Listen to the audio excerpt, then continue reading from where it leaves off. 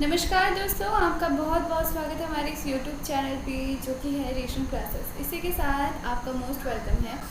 आज के इस पूरे वीडियो में हम आपको बताएंगे कि आ चुका है आपका क्वेश्चन पेपर। ये देखिए सामने रखा हुआ है और आपने अगर इस पूरे वीडियो को मिस किया ना तो कंफर्म है कि आपके एग्जामिनेशन के 5 क्वेश्चन छूट जाने वाले हैं। फिर आप रोते रह जाओगे और मैं नहीं चाहती कि आपके साथ कुछ बुरा हो। इसीलिए तो रेशन क्लासेस हमेशा से आपके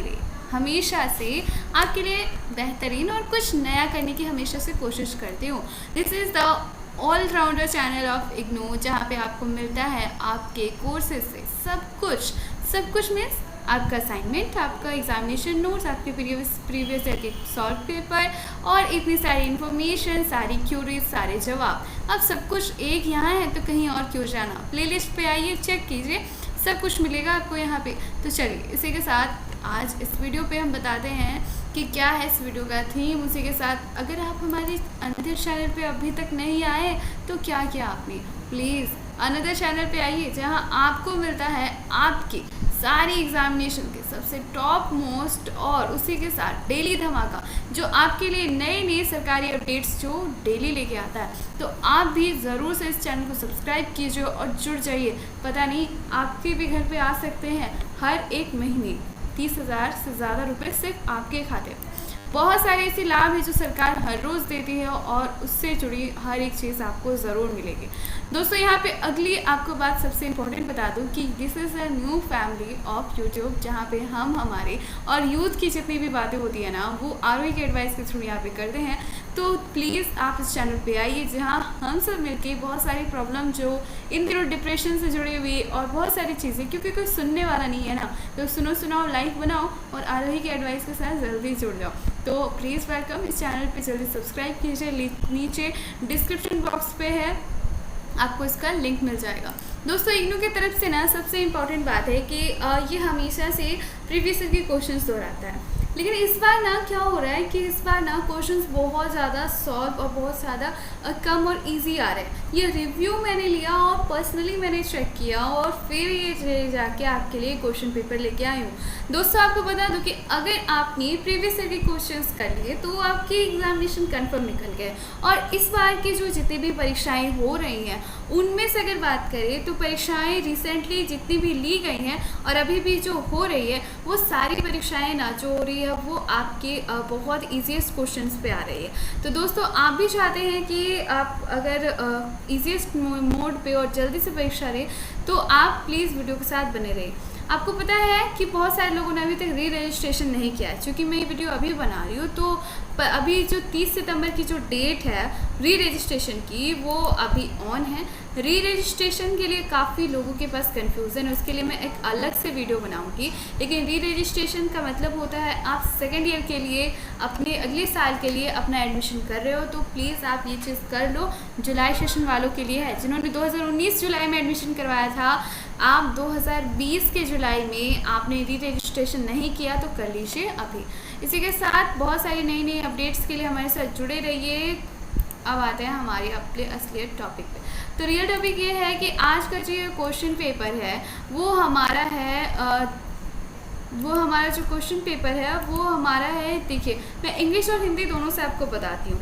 यहाँ पे जो कॉन्सेप्ट ऑफ डायस्पोरा के बारे में है, ये पूरा क्वेश्चन पेपर देखिए, ये हमारे MSOE 002 के बारे में है जो जून 2019 का रिसेंटली जब हम कह सकते हैं वो क्वेश्चन पेपर है। और इसके से टॉप मोस्ट क्वेश्चन आपको बताऊंगी कि यही क्वेश्चन आने वाले हैं। तो पूरे इंग्लिश में भी आप क्वेश्चंस देख लीजिए, इंग्लिश में भी आपको दिखा दे रही हूँ और इंग्लिश के साथ हिंदी में भी दिखा दूँगी, क्योंकि बहुत सारे स्टूडेंट हमारी मीडियम उनकी अलग है, यानी इंग्लिश लैंग्वेज में उनकी लैंग्वेज अलग है, तो इसलिए उनको भी प्रॉब्लम होती है। तो आज मैं आपको दिखा दे रही हूँ इंग्लिश और हिंदी के साथ दोनों। इसके बाद मैं बताऊँगी कौन से क्वेश्चंस आपके टॉप मोस्ट है, उसके बारे में आपको पढ़ना कैसे है, वो सारी चीज़ें यहाँ पे आपको बता दूँगी।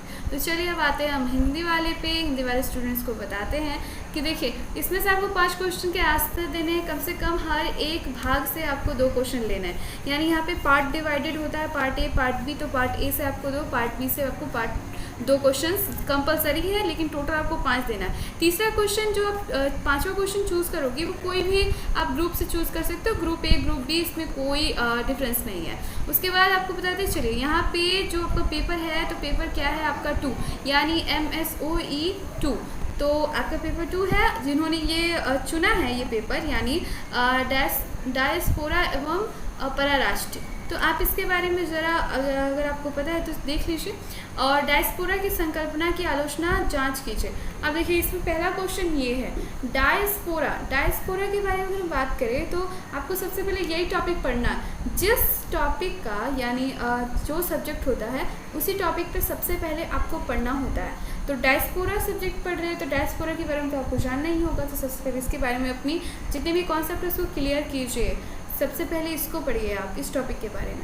भारतीय डायस्पोरा में सामाजिक सांस्कृतिक बंधनों की सुगम कैसे बनाया जाता है। तो दूसरी बात है कि देखिए एक क्वेश्चन से आप 2 क्वेश्चन कब, देखिए यहाँ से आपको 2 सवाल एक ही क्वेश्चन से आ गए तो हो गई ना। मैंने हमेशा से कहा है कि आप कॉन्सेप्ट एक बार क्लियर रखो, बाकी सारी चीज़ें हो जाएंगी। डायस्पोरा से 2 क्वेश्चन आ गए, अगर आपने डायस्पोरा को एक बार अगर पढ़ा ना तो आप उससे 2 क्वेश्चन के आंसर कर सकते हो। कितना सिंपल है ना इग्नू में एग्जामिनेशन देना। चीनी और अफ्रीकी डायस्पोरा में अंतर बताइए, तीसरा सवाल उसी से। उसके बाद चौथा बताइए, मूल देशों में प्रतिबंधित अप्रवास नीतियों के उद्विकास पर चर्चा कीजिए। अब यहाँ पे आ गए खाड़ी क्षेत्रों के भारतीय डायस्पोरा से देखिए, अब खाड़ी क्षेत्रों के डायस्पोरा हो गए, ये सारी चीज़ें आपको एक बार में पढ़ लेनी है। तो आप इसमें सोचिए कि मेरे पास अगर आपको इग्नू के स्टडी मटेरियल इतने सारे दे दिए जाते तो सारे आपको कंप्लीट करने हैं, या फिर सारे सब्जेक्ट्स के आपको बहुत मोटी मोटी किताबें लेनी है। बिल्कुल नहीं, आप प्रीवियस ईयर के क्वेश्चन उठाओ और उसे पढ़ना शुरू करो। आप एग्ज़ाम अगर आपके 2 दिन में है ना, तो सच्ची बताऊँ आपको 80% नंबर ज़रूर आएंगे, आप बिल्कुल टेंशन मत लो। कनाडा में भारतीय डायस्पोरी उपन्यास में उठाए गए मुद्दों की चर्चा कीजिए। अब कैरेबिया में भारतीय प्रवास की प्रकृति की चर्चा कीजिए। राष्ट्र राज्य डायस्पोरा, फिल्मों में भारतीय डायस्पोरा का चित्रण कीजिए। सारी कॉन्सेप्ट को यहाँ पे आप समझ गए आप। अब यहाँ पे विदेशों से भी इसका रिलेशन दिया, भारत से भी रिलेशन, डायस्पोरा का रिलेशन आपको पढ़ना है, फिल्म से भी। जब आपने पूरा डायस्पोरा को ये फिल्म से, खाड़ी देशों से पढ़ लिया तो आपका ये पूरा पेपर क्लियर हो गया, पूरा का पूरा पेपर आपका क्लियर हो गया। ये सिर्फ मैं एक क्वेश्चन की बात नहीं कर रही हूँ, 2019 में जैसे प्रश्न आया ना 2018 में, तो पूरे कैलकुलेट करके आप देख रहे हो पूरा पेपर क्लियर करने का मैं फॉर्मूला बता रही हूँ आपको कि कैसे आप इतनी जल्दी क्लियर कर सकते हो। इतना क्लियर अगर आप कर लेते हो ना तो 100% आप जो बहुत अच्छे मार्क्स लेके आओगे। अब चलिए मैं इसी के बारे में आपको दिखाती हूँ कि आपका अगला जो क्वेश्चन पेपर, अब आप यहाँ देखते हैं।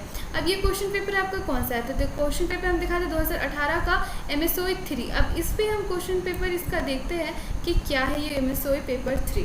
तो MSOE पेपर 3 में हम यहाँ इंग्लिश से हमने देखा। अब यहाँ पे धर्म और प्रकार्यात्मक व्याख्या कीजिए।